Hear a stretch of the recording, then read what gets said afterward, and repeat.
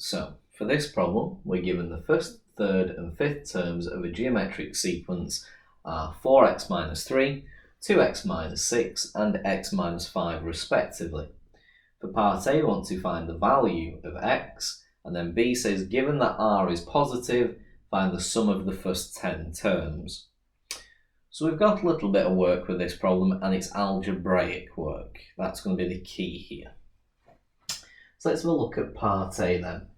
Now, whenever we're looking at geometric sequences or series, we should always be thinking we need to find the common ratio r. And indeed, we will be using that for part B, but we can use something else that we know about the common ratio.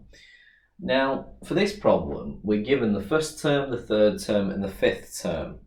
So each time we've got a difference of two terms there, first to third and third to fifth.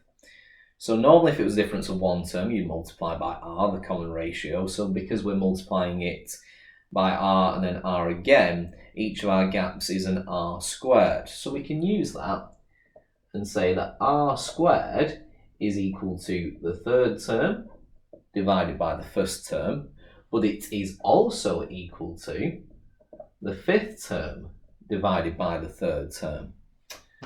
So we can set up two algebraic fractions which are equal to one another, which we're going to be able to solve. So our u3 is 2x minus 6 over u1, which is 4x minus 3, is equal to u5, which is x minus 5, over u3, which is 2x minus 6. If we move the 2x minus 6 over, it becomes a multiplication, same for the 4x minus 3. So we've got 2x minus 6 squared is equal to x minus 5 times 4x minus 3. If we expand our brackets then, on the left hand side we get a 4x squared minus 12x minus another 12x, so minus 24x, minus 6 times minus 6 plus 36. On the right hand side, x times 4x, 4x squared, x times minus 3, minus 3x, minus 5 times 4x, minus 20x, so we get minus 23x, and minus 5 times minus 3 plus 15. The 4x squareds are going to cancel. The minus 24x becomes a plus on this side, which just leaves us with 1x. The 15 becomes a minus on that side, which gets us 21. So in other words, x is equal to 21, and that's actually our solution to part A. So moving on to part B then, it says given that r is positive, find the sum of the first 10 terms. So we need to get a value for r, so let's start with that. Now we have two expressions for r, and we can use either one, or multiply our expressions for r squared here. So let's say r squared is equal to 2x minus 6 over 4x minus 3. You can use either expression. And we've got an x value, which we've just found, is equal to 21. So let's get a value for r squared. Substituting. 2 times 21 minus 6 over 4 times 21 minus 3.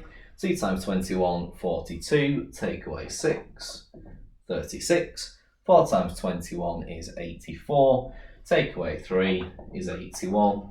Divide both of those by 9, you get 4 over 9. Take the square root of that, and we can say that r is equal to plus or minus 2/3. However, we're told that r is positive, so as r is greater than 0, that implies that r is really equal to plus 2/3. So we've got a value for r. We still need to get a value for the first term, a, but we have an expression for a. A is equal to 4x minus 3, which is our first term. So we can substitute our x value into there. 4 times 21 minus 3, which gets us to 81. So we have our r value is 2/3, a value is equal to 81. and we're looking for the sum of the first 10 terms. So we have our three key parts, we just need to use the summation formula. So A is equal to 81, R is equal to 2 over 3, N is equal to 10.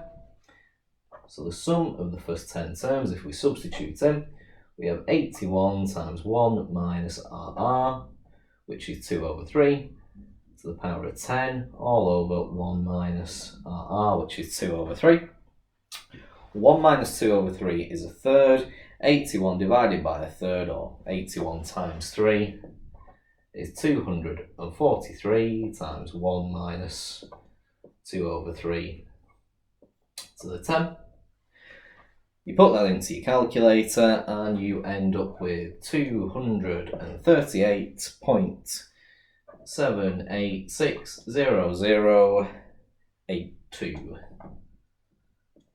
Now, we've not been given any rounding in this question, so I would leave that from your calculator in that form. But it might ask you to give it to the nearest integer or to so many decimal places or significant figures, depending on the problem given at the time. But that's how I would leave it for this particular question. And that's how we solve this problem.